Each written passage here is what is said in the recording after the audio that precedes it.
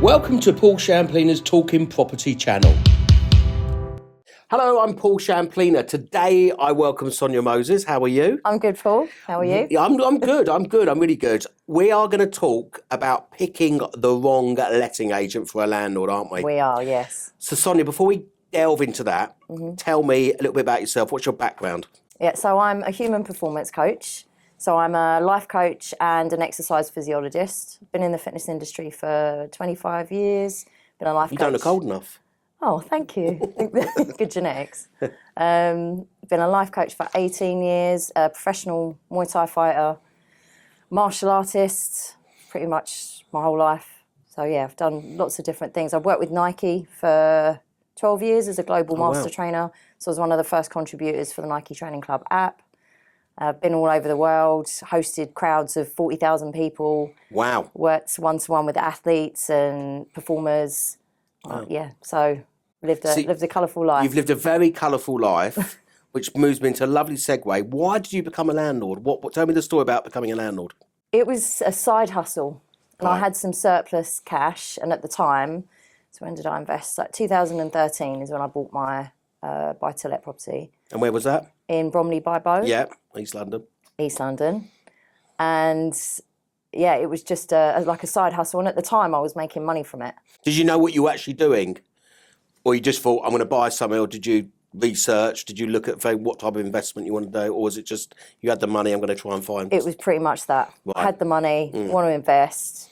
A couple of people in my ear saying, oh yeah, invest. Yeah. But looking back on it, if I would have got some great advice, that would have been... Yeah, hindsight's a great hindsight, thing. yeah. Having hindsight is a great thing. So, 2013, you became a landlord. Roll this on 7 years in 2020, COVID times.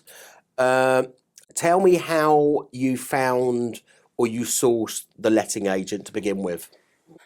I'm going to go all the way back, actually. So in 2013, I bought the property under an estate agent, which was the same estate agent that already had tenants in the property. So the dream was sold. We've got these tenants, they're good for the rent. And it became like a rolling contract. So within 2013 to 2020, there was different agents that were coming through without me being told. So I think there was 1, 2, I'm trying not to mention any names, 3 different people that I was having contact with. And then things would change, like the email address would change. And then I'd question it, oh yeah, we've just changed into... So was businesses acquiring other businesses? Was that it looked like there was one franchise that maybe it was sold into another franchise. And then 2019, I get an email saying, oh, I'm such and such, and I'm working with such and such from this estate agent, and I'm going to be helping him manage your property. Sounds lots of red flags kind of building up. Yeah. Right. I know that because you told me the story. Right, okay. Always good for the rent. I'm trying to think of a time when... No, I mean, it always good for the rent, so I didn't question it. And I thought, all right, everything's going fine. Your rent. Exactly. Then we get to 2020 and we get the pandemic. The tenants are saying they can't afford it, so they move out. So I go to my lender, because at that point, the mortgage rates are going up and up. Yeah. Went to my lender and they gave me 3-month mortgage holiday so I could get new tenants in. Let's call it the new agent that I was working with said, okay, you've got 2 options. You can either go to the council and then you are guaranteed rent, but you don't know what state your property is going to be in. So your contract's with the council. Yeah, that's one option. The other option is you do a rent-to-rent scheme. A rent-to-rent. And do you want to explain what rent-to-rent is, or do you want me to explain what rent-to-rent is? Maybe you explain it and then I'll... So I've done a lot of campaigning relating to rent-to-rent because I wear all these different caps. When rent-to-rent, how that works is effectively subletting with consent. So you go to an intermediate middle person who will take the property from you. They will be your tenant, and then they will rent out to a third party, and they become the landlord, and they rent out on tenancy agreements, and then they guarantee you rent every month, which means that you should be getting your rent every month. You shouldn't have any rent arrears. There should be no empty property and no void periods, and you should have a repairing lease looking after the property. There's some really good rent-to-rent companies or guaranteed rent companies out there like Northwoods and Elliott Lee that are really good at doing it. But I also see lots of people that do it wrong. Bearing in mind now, there's so much regulation coming in and there's so much compliance, especially with HMOs and stuff like that. So what decision did you make and what happened after that? So I decided to go with the rent-to-rent scheme, and I was told by the letting agent that it was somebody he knew, that he already had 5 properties that were already in this rent-to-rent scheme he was doing. Always good for the rent, no problems. Famous last words. Yeah. And as far as I was concerned, you know, I trusted him. I'd never had any issues. So that was the route that I decided to go down. It was agreed at a lower rate because of COVID. And, you know, he was sort of saying that. There was lots of panic going on that time. There was a lot of panic. Yeah. Yeah. And also from my side, I only had a 3-month mortgage holiday. Right. So I needed to get people in the property. Yeah. Then let's fast forward all the way through to 2023 when I had to sell the property. So it was an emergency. I had to sell the property. Right. And why did you have to sell it? Just change of personal circumstances? Yeah. I had some really, really like unimaginable legal stuff that came up to safeguard my daughter. Right. So I had to sell the property. Right. So it included, you know, lawyers' fees, court fees, all this kind of thing. Okay. And it kind of came out left field from nowhere. So I said to the letting agent, I've got to sell the property. These are the reasons why. So he knew the circumstances, which again makes the story even worse. And he said, okay, we'll put it on the market. Again, didn't see any problems with it, and we'll organise viewings. So this is June 23. And were you getting your rent? Was everything, for when you did the rent-to-rent agreement, or in your eyes, the agreement with the subletting, with consent, was that all going through okay? Were you getting the rent on time? I was getting the rent. Right. I did need to go in there and replace some flooring. And I said, this was the beginning of 2023, and I said, we've got to put the rent up now. Right. And there was a slight red flag in there as well. Because there was, he said, he'll pay just 100 more. And I said, well, no, it's this. This is what I'm putting it up to. And did you go into the property and see who was in the property? Yeah, so actually when I went into the property with the flooring, I was told by the subletter who I met, or the rent-to-rent guy, that these were actually his family. So I thought, oh, okay. Right. You know, they're part of the family, and they were talking to him and weren't speaking great English. So, okay, all right, fine. That's what's going on there. Then, little bit of a fight, not fisticuffs fight, but, you know. I wouldn't want to mess with you. No, I've never your background. But yours as well. Yours as well. Yeah.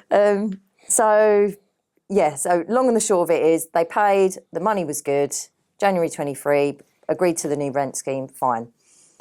Then that came in June 23, and then I said to the letting agents, how many viewings had there been? And he said, to sell the property. Got a bit of a problem now. I said, well, what's the problem? He said, well, the tenants that are in there won't allow viewings to happen.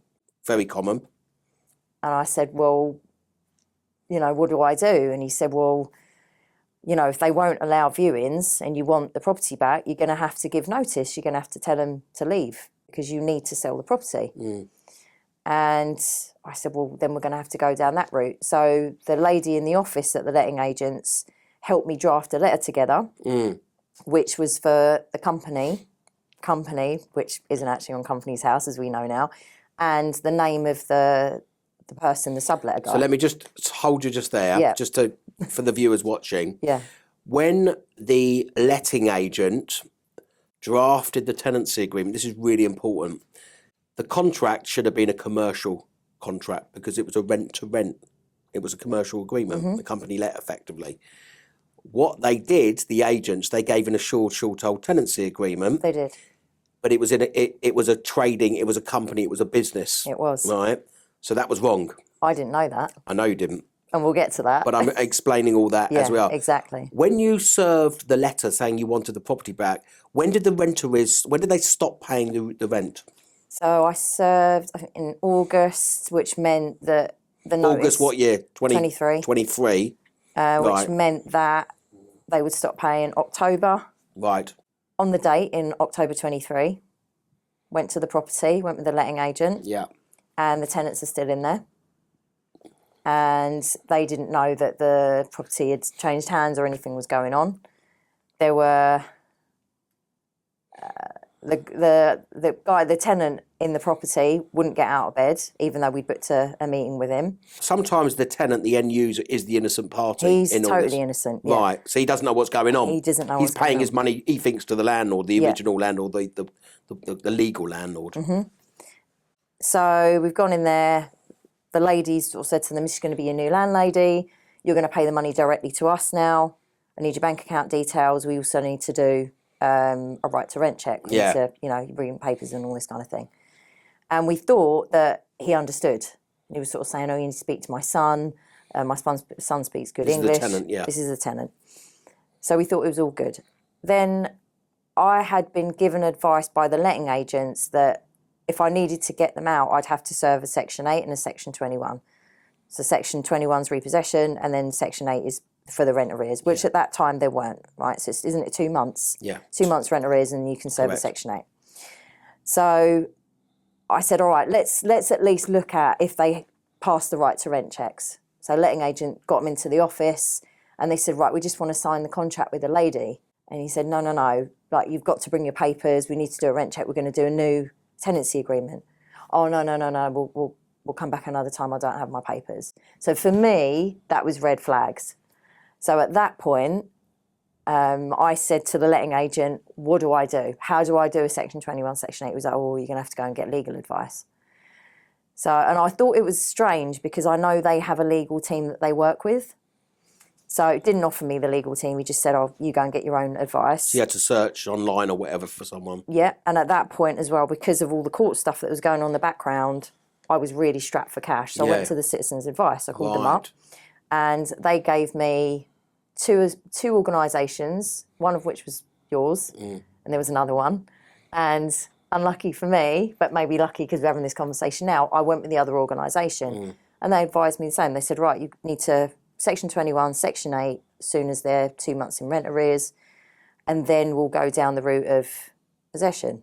So on that call, on that same day, so it was around my birthday in November, I remember the lady said to me, right, send me the tenancy agreement, send me like a couple of things. So I sent them over, and knowing now on that tenancy agreement is me, my name, and a company. So that was the first thing that should have been. But you weren't to know. I did not know that. No. But obviously, this unregulated eviction company, which we can't name for legal reasons, didn't give you the right advice. Didn't give me the right advice. Yeah. No. So they went ahead and issued court proceedings. Yes. You had a hearing date. Yep. You went to court. By the time you went to court, how much rent arrears were you owed?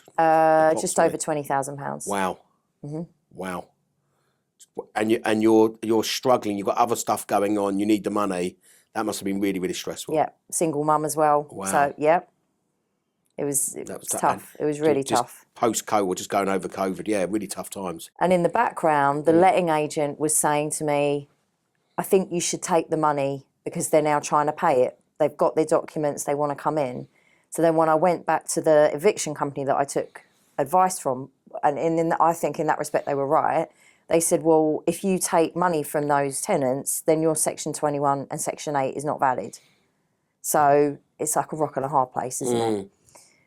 So I went through all the way through to September 24. That's when the court date was. So you went to court? Yeah, went to court. Went with legal representation that I'd been provided with. And the judge straight away said, I'm not even going to look at this. I'm going to throw it out. Wow. Your heart must have sunk. My heart sunk because I'd been told, no, you'll get possession back of your property, no problem.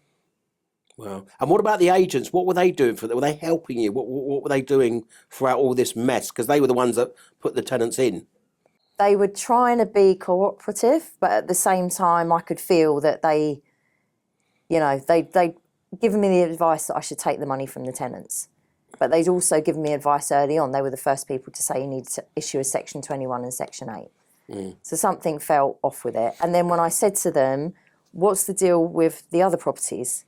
Yeah, I was just going to ask you that, yeah. And he said, oh, well, the other properties, we don't work with him on those. It's only your one now. Well, but they had 5 originally with five. this rent-to-rent company. Yeah. Or this dodgy rent-to-rent company. Exactly. And the problem is with rent-to-rent, it's not regulated. I've worked with trading standards and I've spoken at quite a high level. I was going to set up, and I told you when you reached out to me, I was going to set up with people and stakeholders in the industry a rent-to-rent association in 2014, and it never really happened. But one of the companies I represent is the Property Redress Scheme, which there's two schemes, and we have a lot of agents that offer guaranteed rent and rent-to-rent, and we try and provide them resource and information. I think that industry, because of the banning of Section 21, that's going to shrink. Yeah. Because of course you can't get them out. So tell me, the case is dismissed. What happened next? I called up the eviction service that, I wanted some answers and I couldn't get hold of them. So they just blanked your calls? They completely blanked me, sent an email. Right. Blanked me. And then I called up the legal team that they'd used, and they wouldn't speak to me. They said they didn't have the notes back. And then I got one of my lawyer friends, property lawyer friend, to call them, and she managed to get information out. They basically said, it's been thrown out. We're just going to type up the notes and send it through to you. So there was no redress or recourse? No, nothing. That's really bad. It was really bad. Yeah, that really infuriates me, and anyone that knows me, and I've been in this industry a long time, I'm all about the consumer. I think the takeaways from this, there's two main, there's loads, but there's the one first main takeaway is, when looking for a letting agent, to instruct a letting agent, what due diligence do you do? If you knew now what you knew then, presumably you'd look into the company accounts of the letting agent, because you're giving your keys away effectively, Yeah, so you're losing control. Are they accredited? Do they belong to a trade body? Which they did. Which they did. Or do. And you could still report them. Yeah. And obviously, there's conversations, and we're pointing in the right direction. Have they got client money protection in place? Because we run a product here called Client Money Protect, which means that if they ended up taking your money, not passing it on, you get covered. What's their professional indemnity cover? What's their ratings, Google ratings, or the websites like allagents.com, where you can go on and see who's rating them and what type of reviews. So really it's about doing much more due diligence, I presume. Yeah, definitely. And also there was, that point from the citizens' advice, I felt like I wasn't, because I was a landlord, it was like, we help tenants, but we don't necessarily. Right. So across the board, like what is the standard for just someone who's going in for advice? You know what, you and so that's letting agent, and then of course you've picked the wrong company. Obviously, I wish you would have picked Landlord Action, because you wouldn't have been in this mess. We would have, what we do at Landlord Action, we would have done a review, and we would have flagged that, is this a company, is this an entity? Actually, I think the contract that's been given is wrong. So, but you would have known then, you would have known that 10, 12, 14, 16 months earlier. And then that might have stopped a lot more rent arrears to a certain extent. So presumably, once I got evicted, what did you do? Have you still got the property? Did you rent it out? What did you do with the people that are in there? Because obviously you didn't evict because you didn't get the court order. No. So what happened? So the judge had said to the associate that was in there, said, this is I think we know what this is, and this should be a notice to quit. So whoever's given you advice here is liable. Whoever's written this tenancy agreement is liable, because this is all wrong. And then a notice to quit is 4 weeks, isn't it? Correct. So simple. Instead of being like 14 months, it could have been just 4 weeks. So luckily, I was in a networking group, and within that new networking group I was in, I had some property people in there that sort of backed me and helped me a little bit. Yeah. So with the notice to quit, I personally served the notice to quit on the company, which wasn't listed on Companies House, and anything to do with the name I had for that person who supposedly had that company, any addresses.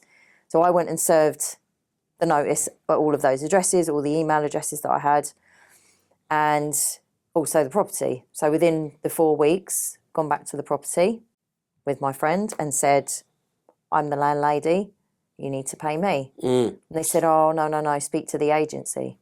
I said, no, you need to pay me. And they wouldn't.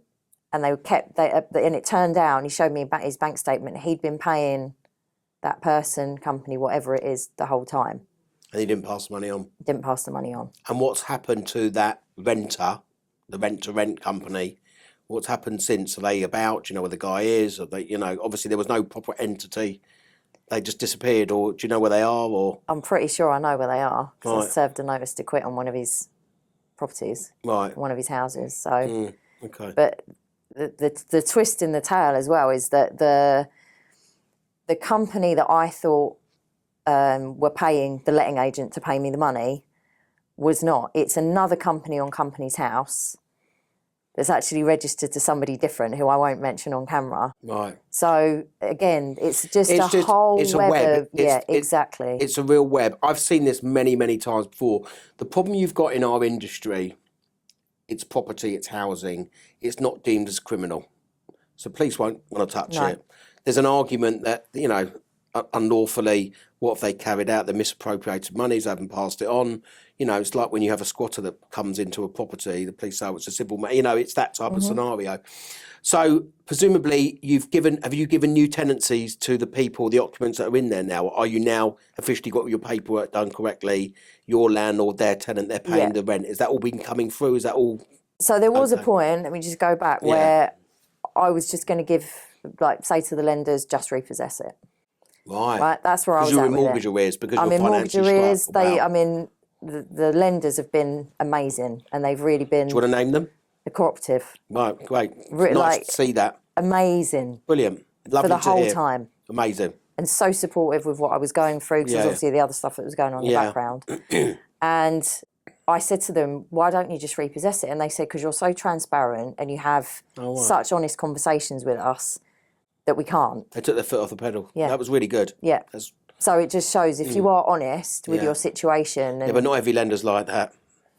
You were lucky. You were lucky. I've had landlords that have had are in arrears with mortgages, and I've told them what to do and how to do it. And some of the schemes that the government have put in, I've even talked on the radio about it and stuff, and they haven't been cooperative. I think if you've got, I had a paper trail for everything. Yeah. And I've obviously got lawyers as well if they needed to speak to the lawyer and find out if it was legit. So there was all of that going on. So every piece of evidence I could give them, I was more than willing to do that. And they weren't the only ones, actually, the credit card company as well. Right. So everyone has been... But you've come out the other side of it now. Almost, yeah. Right. Coming out. You're coming out. You're getting there. A bit like British Rail. You're getting there eventually. Right. So... So just to get the tenants out, first of all. Yeah.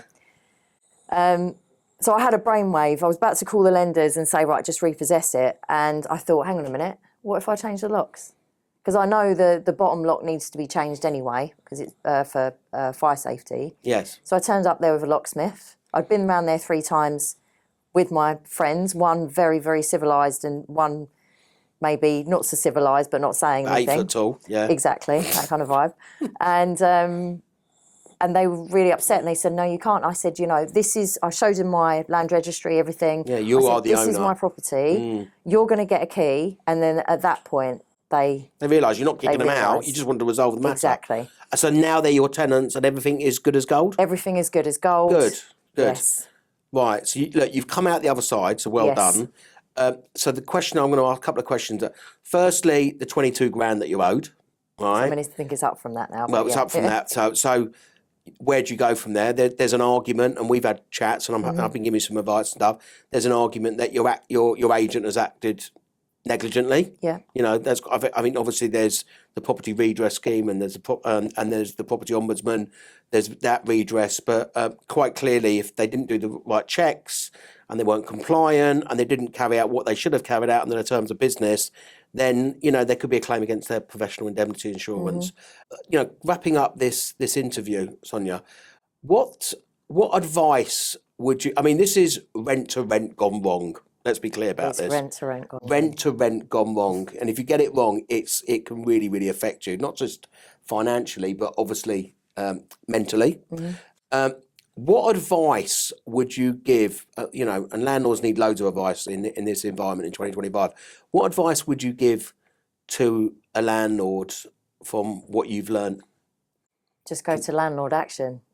I haven't paid you any money for that. You haven't paid, no, not at all. But you actually, that's what you need, is someone who's been in the industry a long time, and actually the advice I was given by Citizens of Advice was, oh, you know, these people are on the television. But you need to make sure they're a regulated firm of solicitors. Yeah. You went to an unregulated company Who were signing off as lawyers. So that's an issue, and maybe were cheaper than landlord action. The old saying, cheap is always expensive. I'm a great believer in that.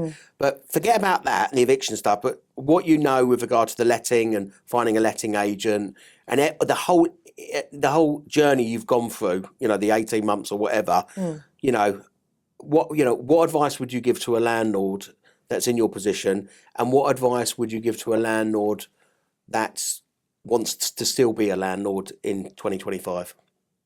I think like I did this as a side hustle, and I think you still can do as a side hustle. And I don't know if there are courses. That's the wrong word. I'm going to have to correct you on that. So what we call is being an accidental landlord, or a part-time landlord. Okay. Eventually. But I think now you've got to be professional. Even if you've got one investment property, you've got to be so compliant. You've got to be professional. Exactly. And then can you manage the property yourself? If you're working full-time, you've got a 4-year-old little girl, or do you use an agent, and do you find the right agent, which is part of your problem? Yeah, and I think rather than straight away handing over to somebody else, it's really important that you know how to do it yourself. Right. So going back, if there was a course or if there's something I could have done where if there was no letting agent, I'd have to manage it. And then if there is a letting agent, great. So it's having that information. Do you know what? I've got an answer to that. Go on. I'm putting on an educational day with the Landlord Investment Show on the 4th of June in Euston for landlords, a CPD accredited event about the Renters' Rights Bill and about self-management to fully management. The one thing that I think Wells got right with regard to Rent Smart Wells is having landlord education, and we're big campaigners of it. And I think you've just reconfirmed that. So Sonja, you've got tenants in there. You've got a tenancy agreement. Are you still trying to sell the property? Yes. Right. How far have you got with that process? I'm almost at exchange point. Right. Okay. And is it a case of, I'm out of here, I've been a landlord, not for me? Yeah, I think with everything else going on, that's how it was. If the other stuff wasn't going on, then maybe it'd be different. But also, there's the outstanding amount with the lenders. There's lots going on. And the other thing that we probably haven't got enough time for today is the service charge and the unregulation on the service charge, and the fact that the service charge has gone up and up and up. How much are you paying a month on your service charge? I mean, let's do it on a year. So where it is like 3,000, 3,500. It's a lot of money. Yeah, a year. And of course, there's a lot of leasehold reform coming in. A lot of it's been down to Grenfell and the cladding and overcharging. Exactly. So I think there's going to be some good reform in that. Okay. So I think all right, let's put it another way. If I could hang in there and see bigger picture, then great. And I think if you've got money to invest and you can sort of look to the future for it, I think it's got a lot of potential. But yeah, for me personally and what's happened. Okay. So I've got one more question. All right. I love to talk. I love to talk, it's all right. Okay. It's called Talking Property, this podcast. Great. Do you like being named and called a landlord? Because you are a landlord. I guess I did, yeah. Do I mind that I won't be a landlord? No. No. You've done it. I've done it. Yeah. Would I do it again? Yeah, if it was right. Good. I'd probably do it when everything's sorted with service charges. If I was going to do it, I'd probably invest in a house. Right. It'd be a freeholder. It'd be a freeholder. Which makes sense. Well, look, you've come out the other side, so well done. You're obviously a very strong person to get through what you've had to go through and all the personal stuff as well. But there is light at the end of the tunnel. There's light. There's always light. Thank you for coming in. Absolute pleasure. Thanks for having me. Thank you. So landlords, you've heard from Sonja herself. You need landlord education. Take your time, make the right decisions, don't be rash. Make sure you do your diligence when it comes to letting agents and guaranteed rent operators and even unregulated or regulated eviction companies. Make sure you have a trusted power team around you. Subscribe now to Talking Property.